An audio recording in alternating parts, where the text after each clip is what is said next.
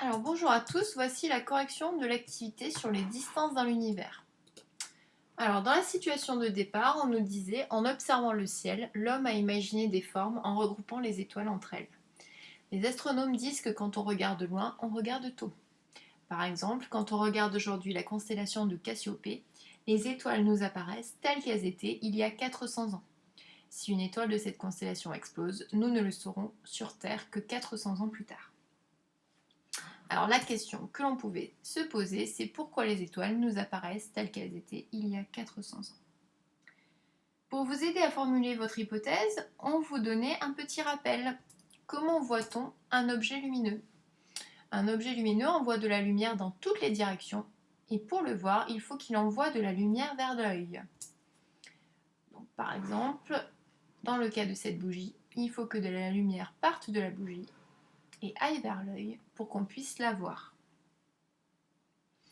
Alors, on vous donnait un certain nombre de documents, par exemple une représentation de la constellation de Cassiopée. Donc, c'est ce W ou ce M que l'on peut voir dans le ciel suivant les saisons. Et puis, dans un deuxième document, on vous précisait un petit peu la distance qu'il y a entre ces étoiles et la Terre. Première question, avec quelle unité de longueur peut-il être judicieux d'exprimer une distance en astronomie? Eh bien, on va utiliser l'année-lumière. Une année-lumière est la distance parcourue par la lumière en une année. Attention, c'est bien une distance et pas un temps. Troisième question, quelle est la distance entre la Terre et Rochbach? Donnez la valeur en kilomètres puis en années-lumière. Donc la distance est de 944 000 milliards de kilomètres, soit 99 années-lumière. Alors 944 000 milliards de kilomètres, on peut le réécrire en nombre en écrivant 944 000, donc avec 3 zéros, on s'arrêterait là si on voulait écrire 944 000, et 944 000 milliards, on va rajouter encore 9 zéros derrière. D'accord?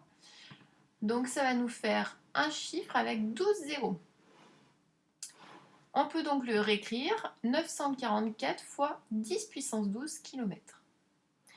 Donc 99 années-lumière correspond à 944 fois 10 puissance 12 km.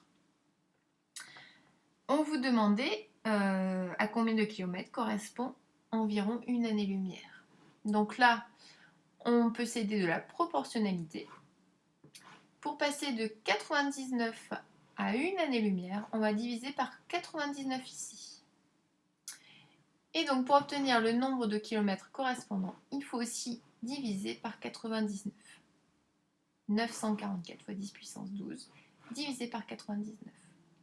Et si on fait le calcul, on va obtenir 9 fois 10 puissance 12 km. Cinquième question, les étoiles de la constellation de Cassiopée sont-elles toutes à la même distance de la Terre? D'après le tableau, on s'apercevait que non. Sixième question, quelle est la distance entre Séguin et la Terre en années-lumière puis en kilomètres? Donc en années-lumière, d'après le tableau, on obtenait 442 années-lumière. Ensuite, on a vu précédemment qu'une année-lumière égale 9 fois 10 puissance 12 km. Ce qui veut dire que 442 années-lumière, ça va être 442 fois 9 fois 10 puissance 12. Et donc, ça va être 4 fois 10 puissance 15 km. Septièmement, quel est l'intérêt d'utiliser l'année-lumière pour exprimer des distances dans l'univers? Eh bien, on s'est aperçu, lorsqu'on a réalisé les calculs, qu'en kilomètres, cela représentait des distances énormes en puissance de 10, alors qu'en années-lumière, on a des nombres qui sont relativement petits. Donc c'est tout simplement pour simplifier l'écriture que l'on va utiliser les années-lumière. Donc la réponse rédigée, cette unité est bien adaptée car les distances dans l'univers sont tellement grandes que les lumières des astres que nous voyons dans le ciel ont mis pour la plupart des années à nous parvenir. Et enfin, la conclusion répond au problème de départ. c'est-à-dire pourquoi les étoiles nous apparaissent telles qu'elles étaient il y a 400 ans. Eh bien, c'est parce qu'elles sont très éloignées de la Terre. Et étant donné qu'elles sont très éloignées, il va falloir beaucoup de temps pour que la lumière parvienne jusqu'à notre œil. Donc ça peut aller jusqu'à 400 ans, voire encore plus, suivant les étoiles. Voilà pour cette correction. À la semaine prochaine!